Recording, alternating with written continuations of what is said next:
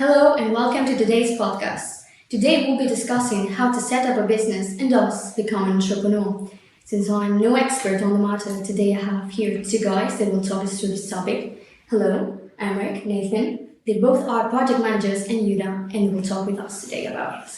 So before we speak, guys, I would like to know a little bit more about you. What do you do? Who are you? Amrik, you can go first. Well, thanks for having us.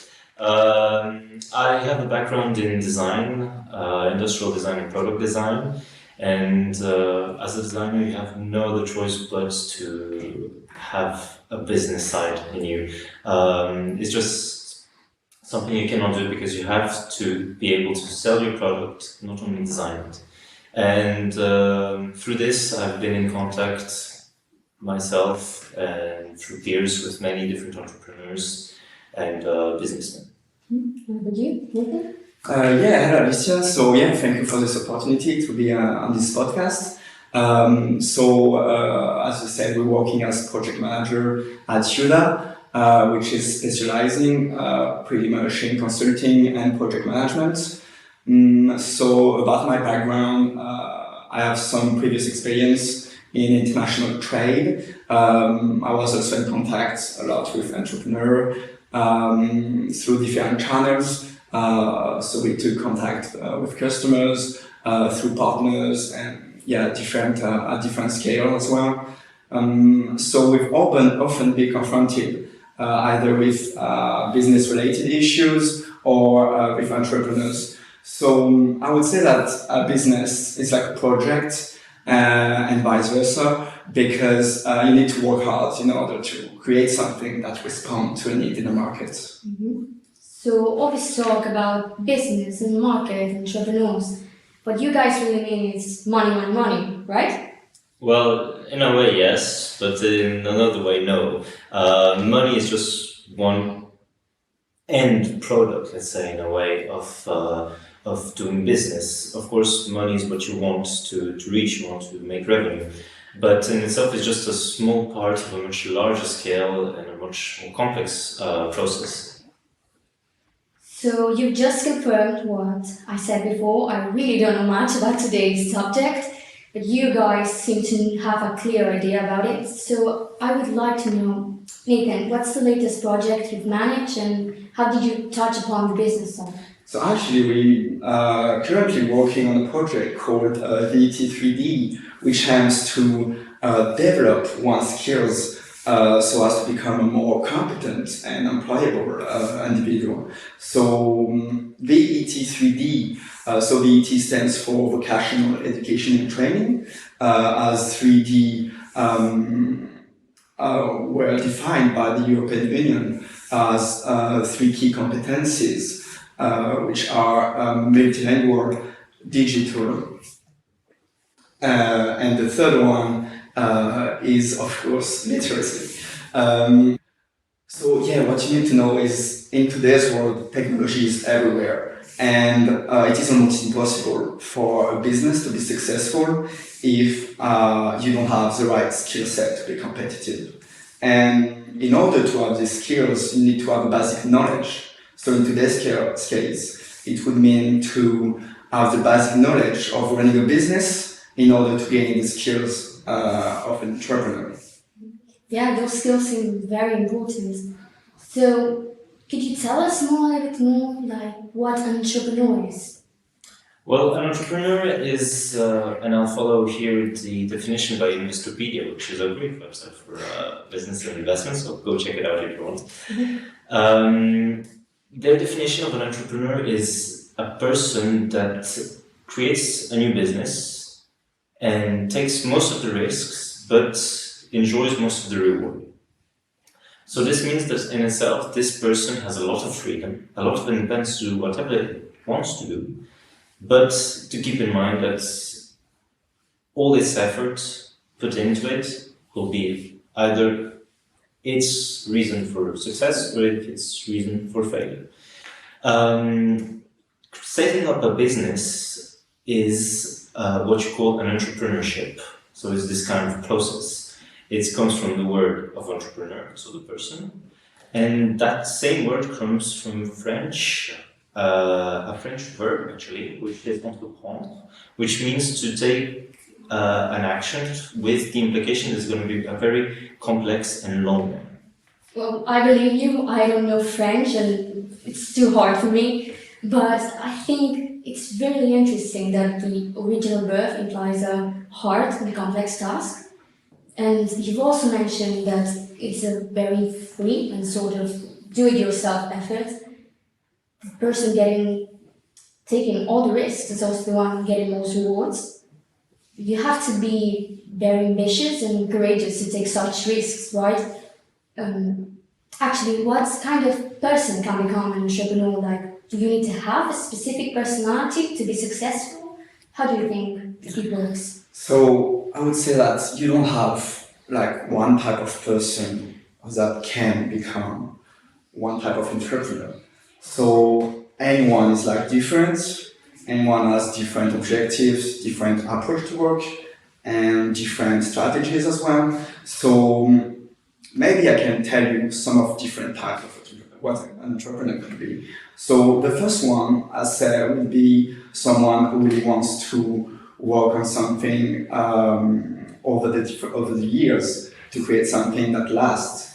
The second entrepreneur is something that catches an opportunity and pushes it until it reaches its peak. So this guy is searching for profit optimization.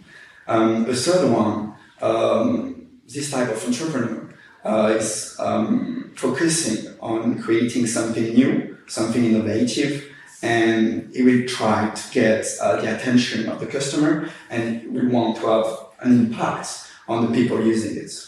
And maybe your last one would be someone who has an in-depth knowledge in one specific area, and is going to choose to create something in relations, so towards this specific area. But in general, I would say that each type of these entrepreneurs have a specific traits in common. So for me, it's very important that an entrepreneur is risk tolerant, but also dedicated to his work, as well as committed, and he needs to be he needs to work a lot in general in order to be successful. So I would like put forward risk tolerant, because this is pretty much important. And overnight, as you can understand, like you cannot create something from one day to another. It takes a lot of time and dedication. So you need to be aware that your idea might not pay off, and you need to expect the best, but also the worst that can happen, because anything can happen in this type of projects, I would say. So yeah, this is something very important to consider as well. I mean, sure, nothing is ever easy, and I guess if it were, it wouldn't be as gratifying to succeed. So, okay, now we've talked about what an entrepreneur is. I would like to talk more about the business part, the entrepreneurship. So, a businessman can set a business of any kind, but I would like to know, is there like a specific roadmap that applies to all business making? Well, of course there is. Otherwise, it would be very complicated to start a business. So there's what's called a business plan, which outlines the entire operations of a business. And this business plan is actually based on something else called the business model canvas. Now, this canvas that you can see right here is composed of different sections. These sections actually point to every specific part of your business and every activity that you need to do so that your company works. So if you look closer, you've got at the center, at the core of this business model, the value proposition. So this is what you and your company is offering. So what you are bringing to the table, what you are ready to sell, right? And then everything revolves around it, because obviously if you don't have anything to sell, you cannot sell. And you've got different sections, so the customers, financing, and operations. And every of these sections has a different specific subsections. So for example, in customers, it's like, who is your customer? You have to know who is your customer. You have to know them personally so that you really target their needs. Then you have to think about operations, how you're going to create your product, how are you going to sell it. So let's say, if you want to have a physical product, you're going to need to manufacture it. You're going to need to take into account what it's going to cost. And here comes the financing. Yes, you have costs, but you also at some point have revenues. And that's where you mentioned money, money, money. That is where you make it. But in itself, that is just a very small part in a huge process that needs a lot of research and a lot of concrete work. Well, I didn't know there were so many parts to focus on behind the business. So with all this complex structure, are we set up for starting the business? How would you say it goes? Let me be honest with you, it's a yes and no, because the model is on a plan where it will help you in every step in order to reach your final targets. But this is only like some help. Apart from that, you need a lot of work and dedication in order to be successful. So of course this model is not enough. You need to have some kind of market research as well, because you need to know the market in which you will share your products. You need to know who is already on the market, what are they offering. You also need to know and to think about how you will present your market design, how you will brand it. And finally, maybe more importantly, you need to test your product to see if it functions properly before launching it to the market. So with all this model and everything else we've explained, given its complexity, would you have any sort of advice for a first-time entrepreneur to make his or her life easier? So I would say firstly that anyone can be an entrepreneur, because everyone is different, and there is like a good thing is everyone can bring something new on the table, so it increases the chance of success. So it's important to be passionate and hardworking. I would give you another advice. I think this is quite interesting to look around you and think about who else is interested by this entrepreneurship sector, I would say. So sometimes it's not very easy to work in a team, you know, but I think that this collaboration can really strengthen your chance of success. The fact to work together and to kind of like combine all different elements to have like to reach a final targets. So for example, I'll give you an example. If you make a team with, for example, a designer, so this person will know about the design process, which is in a sense very, very strong, and it allows you to, to modify, to research, to adapt in order to at the end find specific formula that will help you find the customer needs. So once you get that,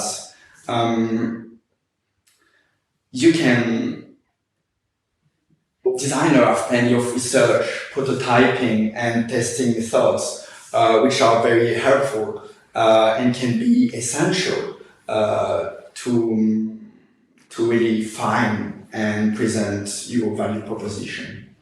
So what you're talking about is sort of a different topic related to entrepreneurship, but it's design project and product design. And the thing is, it makes sense because all the products and services the business can offer have to be designed by someone. In a way, the designer is like a businessman, right? And it's a really interesting topic, but for today's podcast, we don't have time to speak about it more. So we'll leave it for another one. So before finishing, guys, thank you very much to be here. It was really interesting talk. And I think we gave our listeners a very clear view on how to set up a business, how to become an entrepreneur, and the characteristics of it. So before we leave, Amrik, I would like you to have a final remark for our listeners. Yeah, sure. I think the real takeaway here is that if you want to make some cash in life, you have to work. Otherwise, you'll never make it. Sure. So thank you very much, and we'll see you in the next podcast.